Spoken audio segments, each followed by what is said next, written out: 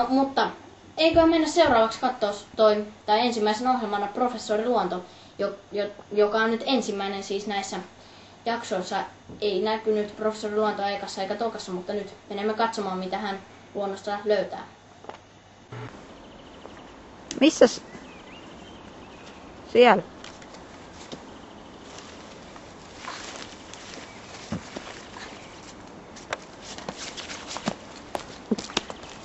Katso, terve. Minä olen täällä.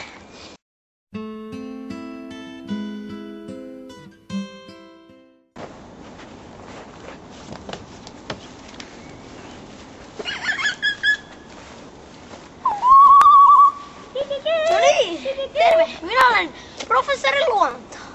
Ja me ollaan tässä puussa. Ja tämä puu on selvästikin 35 vuotta vanha. Ja se... mitäs tuolla on? Jahas, pullo. Ahaa, nyt minä tajusin. Tämä puu on juonut itsensä känniin ja kaatunut. Ja kuolin aikaan oli. Anteeksi, pitää tarkistaa. Se oli 35.47. kello 2040. Niin.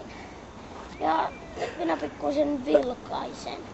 Ja täällä lukee alcohol with citrus fruities and Indian tonic water. Niin.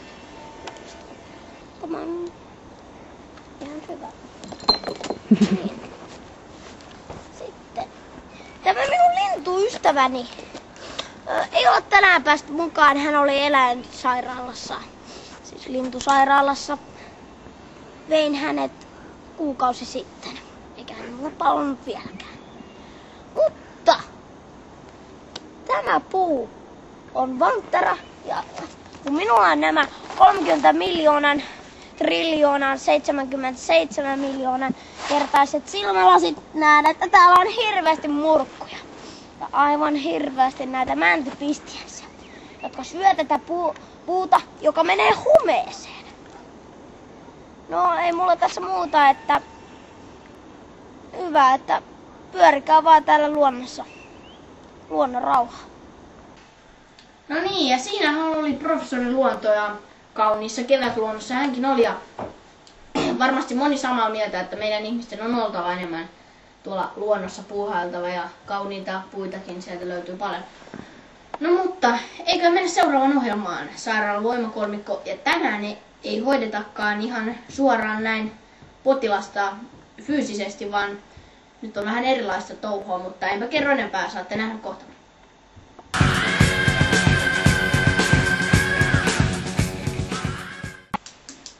Iltaa! Ja minä olen tohtori Penä, hän on psykologi. Tohtori, psykologi. Paha henki, hyvät katsojat. Ja tähän olette... Joo, riittää jo. Selvä. Tämä. Kyllä siitä saa selvää. Ja... Miksi te olette täällä?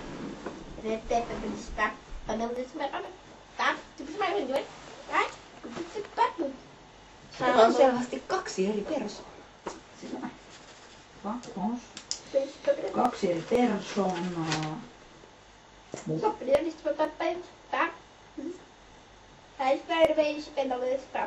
Lapsuudessa suuria ongelmia. Ei voi hyvin mene. Psykiikka saattaa olla erittäin huonolla mallilla. Mitä ongelmia?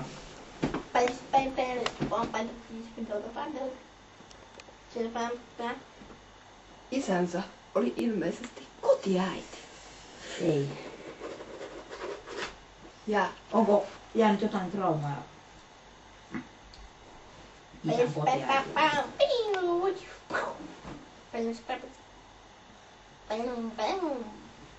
hänen äitinsä oli joku mafiapomo. Venäjän mafia, vai? Odota, oliko Venäjän mafia, Italian mafia, mikä? Hän ei tiedä. Sanoo olevansa Ukrainan mafia.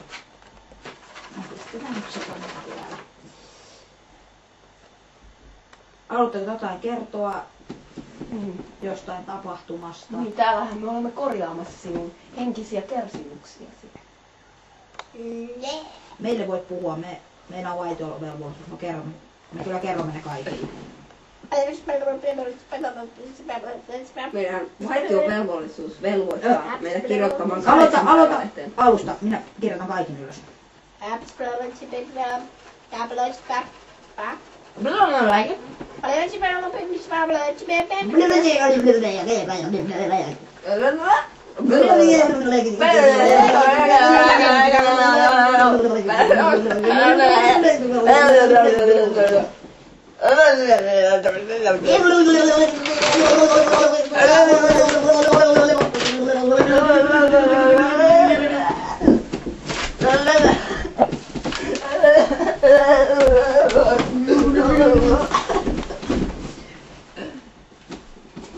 Kiitos. Aika alkaa olla loppu. Ovihan on täällä päin. Ja siinä sitten sairaalan voimakolmikkoa, niin kuin jo kerkesinkin sanoa, niin tänään keskityttiinkin fyysisen puolen sijasta niin potilaan siihen henkisen puoleen.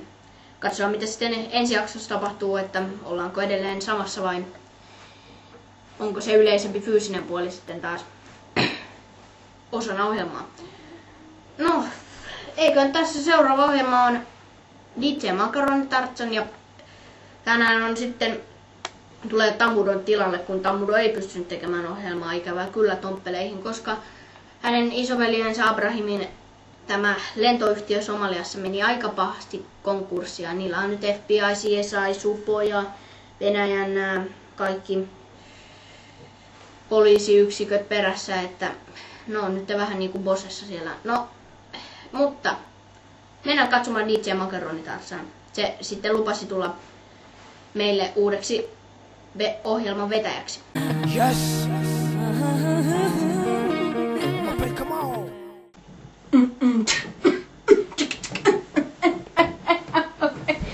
Okei, joo. Niin, mä oon DJ Macaroni Tarzan. Mä tuun vetää tänne showta tähän Tomppeleihin, eli ohjelmaa, programmia, jebu, oh yeah. Eli no, mulla nyt välillä nyt ei oo vähän aikaa ollut räppisuoni terävänä, niin mulla ei oo tullut noita biittejä mieleen, mutta mä teen niitä parhaillaan studiolla, täällä Tomppelin studiolla, niin mä voisin luvata, että ensi jaksoa mä voisin vetää jonkun räpin. Mutta mä laitan studiomies tänne jotain musiikkia. Ja nyt katsotaan minkälaista musiikkia se on. Mä voin vähän arvostella nyt, vaikka en mikään ihan hirveä levykriitikko olekaan. Ja sitten katsotaan. Mä kuuntelen siitä jotain. Joo, laitetaan tosta noin.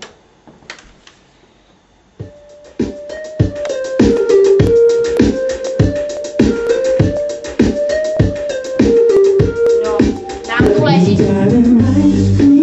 tää tulee siis näistä korvalappustereoista. Mulla on yleensä tapana ollut aika kovalla pitää näitä. No niin, nyt.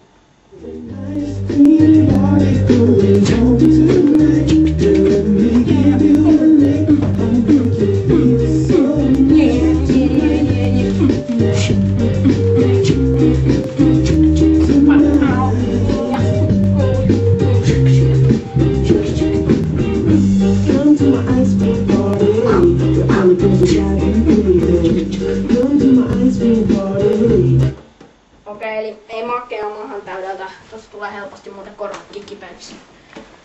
Mutta vaikea sitä on näin vaikea sitä on näin nuorena näitä tapoja ruveta muuttaa.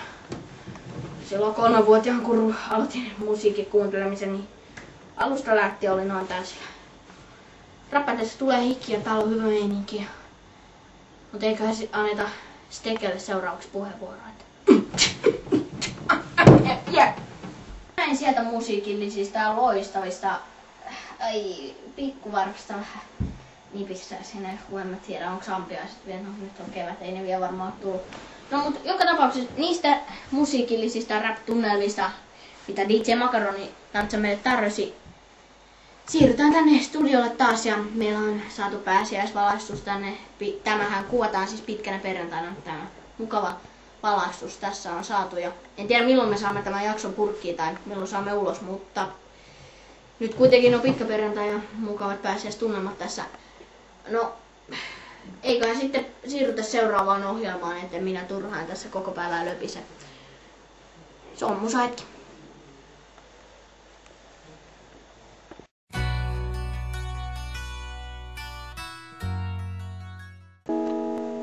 Tervetuloa musahetkeen. Täällä on vieraanamme joku Andy McDonald's. Andy McMuhonen. Syöttekö paljon hampurilaisia? Yes, sir. Yes sir tarkoittaa kyllä herra. Ja miten te päädyitte tähän musiikkiin? No meitsi kävi ensin baumaa he mutsilta vähän safkaa ja sen jälkeen skruudasin se ja vähän askaa sieltä mutsilta, niin että voitaisko me vetää pikkuinen biisi tuon mun, mikä sun nimi on? Mä en muista itekään vähän. No, esittäkää biisi, niin voimme yhdessä pohtia, että onko se hyvä vai huono. No, antaa mennä.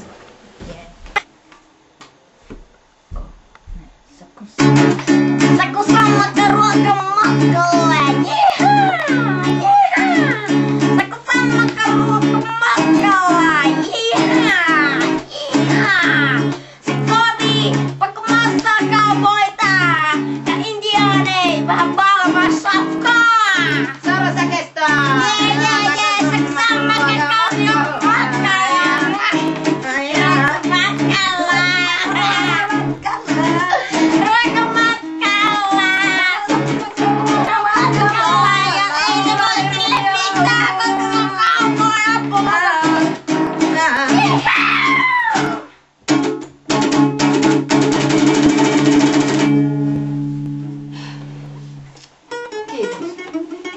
Thank you very much, you. Tuottaa vähän sydämen.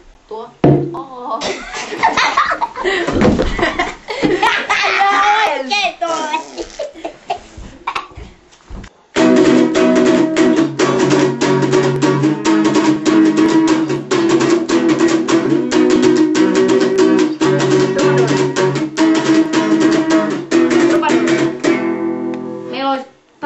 Meillä on valitettavasti taas tässä menossa kuvaukset. Meillä olisi Toppelin 3. jakso pyörimässä.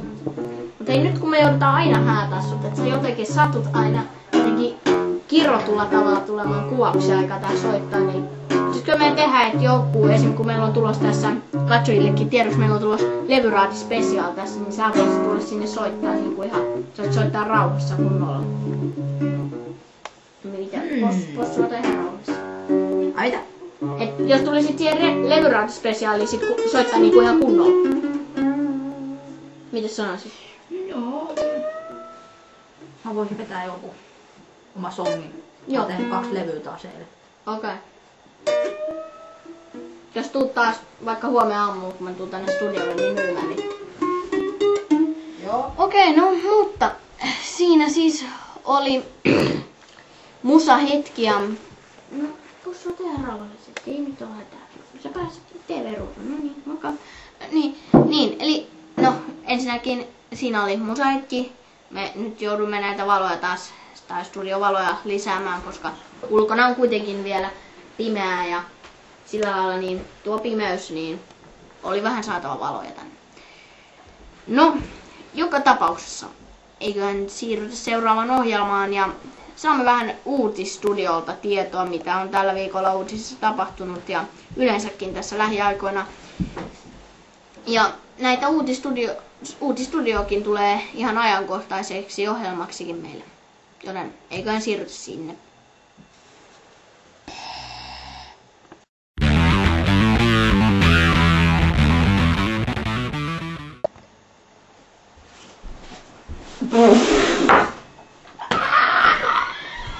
Tervetuloa Uutistudion kello 8.05 uutisiin.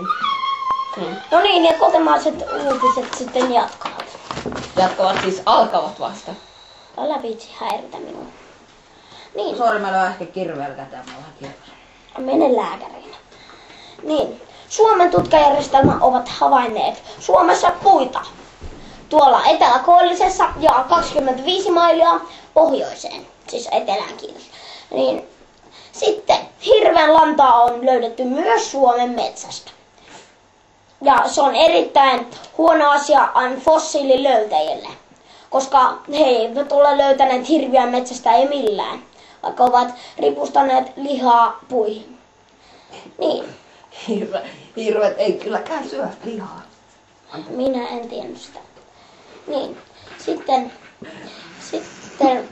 Menkää naivastamaan siitä. Siis,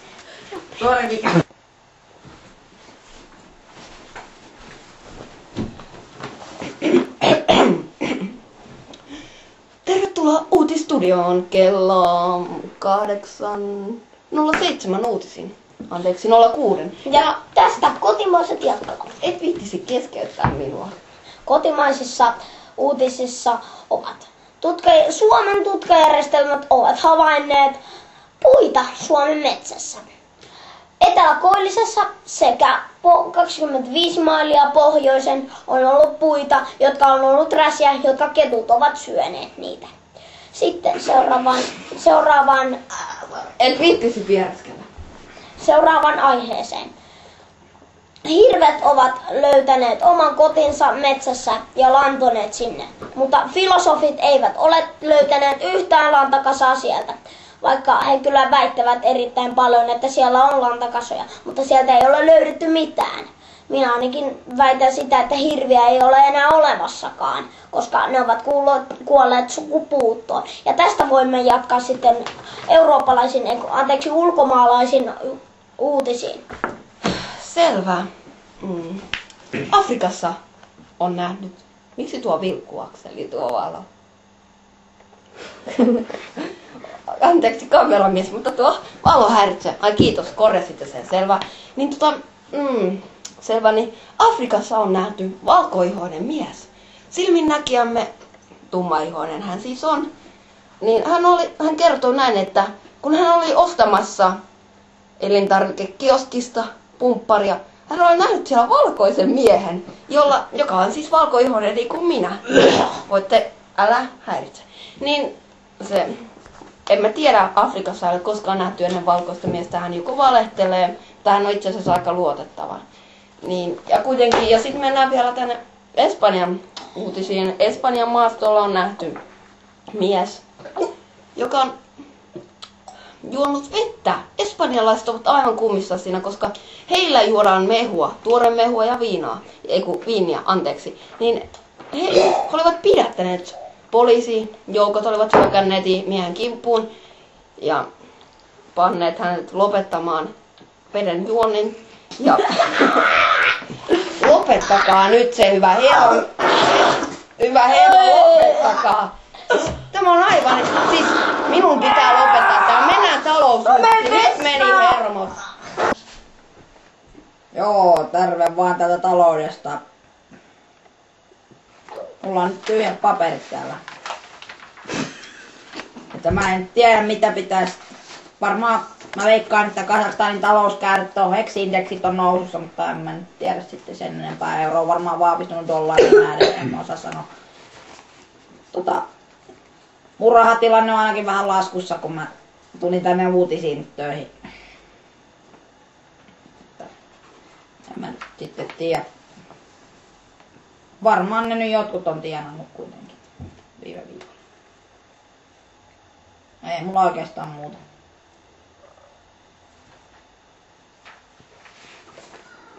Ei mulla on mitään täällä. Mennään seuraavaan. Ja uutisista viimeisin urheilu. Olkaa hyvä ja kuunnelkaa. Minä olen urheilulukija Heinähattu ja sukunimeni on Viltti tossa. Ja valitaan nyt heti valmiiksi, voin sanoa, että minulla on pieni yskä ja lääkäri määräsi silomaattia minulle, mutta en ole muistanut aamulla ottaa sitä, mutta yritän parhaani. Nyt niihin epäoleellisiin uutisiin. Ketään ei varmasti kiinnosta, mutta voi lukea nämä silti. Eli NBA, USA koripalloliigan tulokset. Siis siellä on LA Lakers voittanut oman ottelussa 150, Washington DC 244 ja sitten toinen joukkue sai 243 pistettä, eli ottelu oli erittäin ylivoimainen Washington DC:lle. No sitten siirrytään Euroopan asioihin ja jalkapalloon. Jalkapallon liikoista seuratuin Euroopassa Vatikanin jalkapalloliiga. Paikallisottelu Vatikan FC vastaan Vatikan CF on pelattu. Ottelu tehtiin pelaamaan minuuttia, Vatikan FC sai maalin. Sen jälkeen ottelu keskeytettiin, koska katsojat ryntäsivät kentälle. Ne 2 katsojaa, jotka siellä olivat. Ja sitten niin oleellisin uutisin. Kaikkia varmasti kiinnostaa, miten rakas seurani AC Reiska pärjää.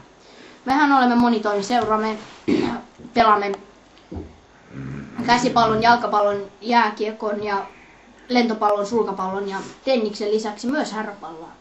Ja nyt me olemme saaneet mitaleja tänä vuonna 50. On hieman alakanttiin, koska odottimme 250 mitaleja. Meillä on noin 1 miljoona peliä, siis ei viikossa vaan vuodessa. Eli ottelutahti on tiukka, koska pelaamme monessa pelaamme esimerkiksi jääkiekkoa. Me pelaamme SM-liigassa, me pelaamme NHL:ssä, me pelaamme Ruotsin Elitseriessä ja niin poispäin. Jalkapalloa pelaamme Espanjan, Ranskan, Englannin, Suomen, Venäjän ja niin poispäin. Monen eri maan liigassa. Ja eiköhän se ollut siinä. Seuraava kerran, kun ollaan Uutistudiossa, voin kertoa hieman AC Reiskan rakkaan seuraan historiaa. Kiitos. Ja näin siinä Uutistudio tosiaan kertoi viikon faktoja varmasti. Ja kotonakin varmasti olitte joistakin uutisista hieman järkyttyneitä, varsinkin ne kotimaata koskevat uutiset.